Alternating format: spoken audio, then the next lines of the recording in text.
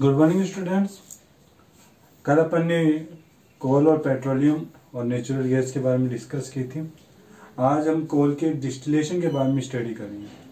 कोल का डिस्टिलेशन एक ऐसी प्रोसेस जिसमें कोल ब्रेक डाउन होता है सिंपलर सब्सटेंस में with absence of oxygen. Oxygen के एब्सेंस में जब कोल ब्रेक डाउन होता है तो कुछ सिंपलर सब्सटेंस बनते हैं। इस प्रोसेस को डिस्टिलेशन बोला जाता है।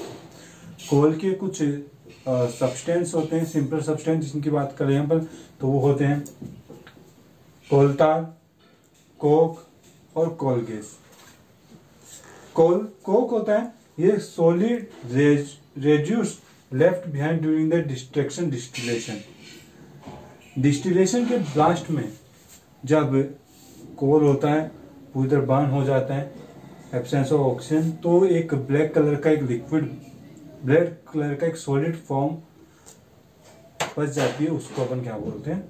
कोक बोलते हैं। ये ब्लैक होता है, टफ होता है और बहुत ही स्ट्रांग होता है।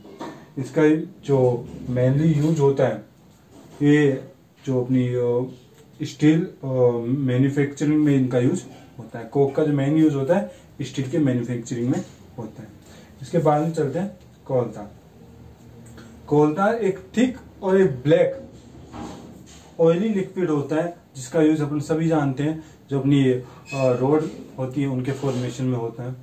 स्टिकी मटेरियल होता है और इनका जो इसके अलावा जो यूज होता है एक्सप्लोसिव, जितने भी जो विस्फोटक होते हैं उनमें, उनके मैन्युफैक्चरिंग में इनका यूज होता है। जैसे TNT है, ड्रग्स होते हैं, फिर परफ्यूम होते हैं, प्लास्टिक फोटोग्राफी मटेरियल ETC में इनका यूज होता है। आगे चलते हैं कोल गैस। ये कोल गैस कोल के डिस्टिलाइजेशन के थ्रू बनती है और इसका जो यूज होता है इल्यूमिनेट के लिए किया जाता है। कोल गैस का फर्स्ट यूज था वो लंदन में जो स्ट्रीट लाइट थी उनमें किया गया था 1810 को और 1820 तक। आगे चलते हैं डिफरेंट टाइप ऑफ कोल। ये जो अपना टॉपिक है मैंने इसके बारे में आपको बता दिया था। कोल डिफरेंट टाइप के होते हैं, जैसे अपने बात करें लिग्नाइट है, पीट है, बिटुमिन्स और एंथ्रासाइट। वो उनके टेम्परेचर और जो उनकी डीपेस्ट जो हाइट होती है in the crust of earth, उनके अकॉर्डिंग जो कार्बन की कैपेसिटी होती है उनके अकॉर्डिंग जो कोल होते हैं वो डिफरेंट टाइप के होते हैं। करते हैं यूजेज ऑफ कोक या फिर कोल। हम it is use in manufacture of water gas. Water gas के मैन्युफैक्चर में काम में आता है। सेकंड है हाउस होल्ड फ्यूल होता है, हम इनको घर में बर्न करते हैं। थर्ड अपने पास ग्रेफाइट की मैन्युफैक्चर में काम में आता है। और जो मेटल होते हैं, फोर्थ अपना मेटल, उनमें रिडक्शन एजेंट के रूप में ये वर्क करता है। आगे चलते हैं।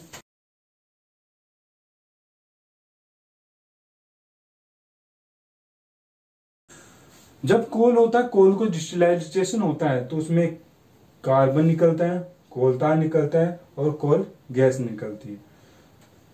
कार्बन का क्या यूज होता है देखो।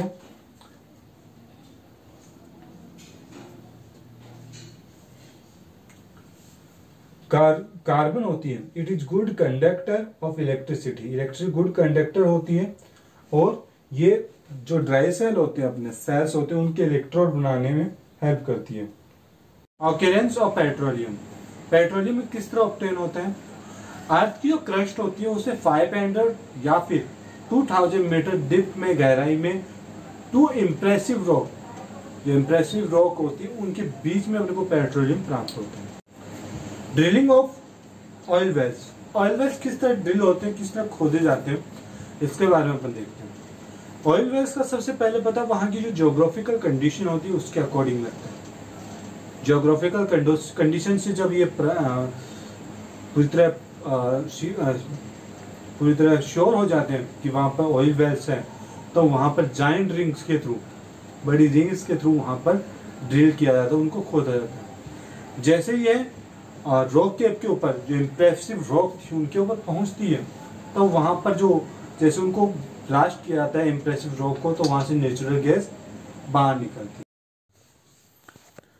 अब अपन पढ़ते हैं refining of petroleum. Refining of petroleum क्या होता है?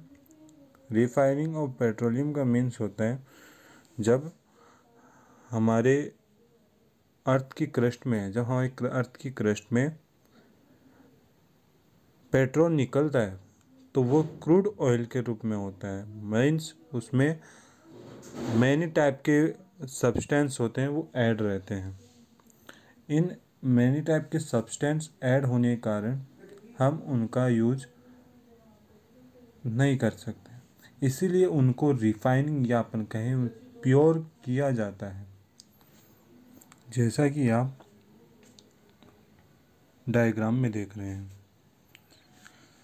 क्रूड ऑयल को या पेट्रोल को प्योर करने के लिए 2 टाइप के मेथड अपनाए जाते हैं। फर्स्ट होता है डिस्टिलेशन, सेकंड होता है फ्रिक्शनल। इसी कारण जो क्रूड ऑयल या पेट्रोल होता है उसको प्योर करने के लिए फ्रिक्शनल डिस्टिलेशन का यूज किया जाता है। सबसे पहले डिस्टिलेशन के थ्रू जो बॉइलिंग सब्सटेंस है, जिनका बॉइलिंग पॉइंट डिफरेंट टाइप का है, उनको एक ग्रुप की वैरायटी में सेपरेट किया जाता है। फिर फ्रैक्शनल के थ्रू जो हाइड्रोकार्बन्स क्रूड ऑयल में मिले हुए रहते हैं उनको धीरे धीरे सेपरेट किया जाता है।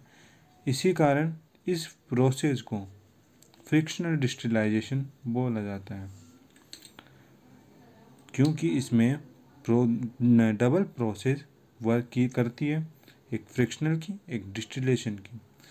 फ्रिक्शनल डिस्टिलेशन के बाद में उनमें बहुत सारे इंडस्ट्रियल यूज के या अपन कहें कॉमर्शियल यूज के प्रोडक्ट निकलते हैं, जैसे paraffin, lubricant, fuel oil, diesel oil, ETC।